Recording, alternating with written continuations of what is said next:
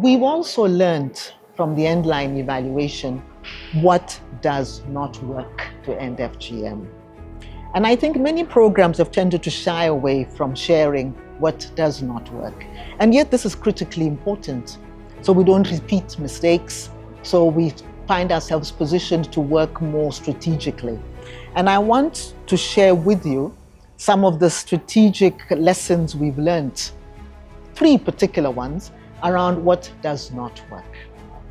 The first one is an increase in the practice of so-called sooner FGM.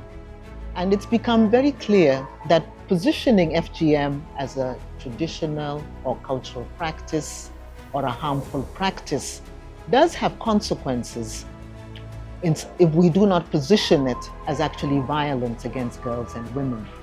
Because the consequence of positioning it as merely a harmful practice or a cultural practice or a traditional practice has meant that we've seen an increase in the practice now being named as sooner, and sooner being perceived as by communities as less harmful, when in effect the messaging should be that all forms, and I mean all forms of FGM, need to end, not just certain forms of FGM, because FGM is violence against girls and women. There can be no lesser form. The other unintended consequences has been the medicalization of FGM has also increased as a measure to make it less harmful. It is our experience and opinion that medicalization does not make FGM safe, but instead it legitimizes it and perpetuates it and does not see it as violence against girls and women. We must therefore ensure that narratives shift to positioning all FGM as acts of violence and a human rights abuse. A third example of unintended consequences that I'd like to share also has been that interventions can sometimes lead to encouraging men to reject FGM and therefore unintentionally reinforcing stigma against survivors, with some men publicly declaring that they would not marry a woman who's been subjected to FGM. We have learned that it is therefore really important to ensure that male engagement initiatives to end FGM are carefully designed to be survivor sensitive.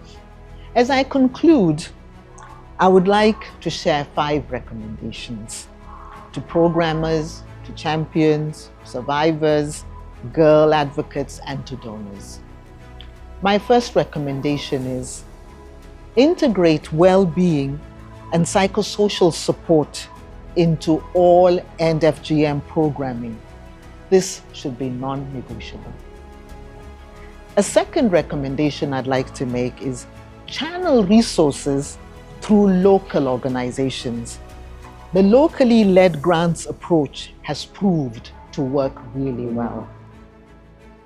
A third recommendation is design meaningful participation of people with disabilities, particularly girls and women. Ask them what would it mean to support their engagement and participation. A fourth recommendation, invest in media capacity as a way to help journalists and media practitioners to understand FGM as a form of violence against women and girls. And lastly, adopt adaptive learning and evidence generation as the foundation of any program or initiative, because this will inform how programs respond to the needs of survivors and the communities in which they reside. Thank you very much.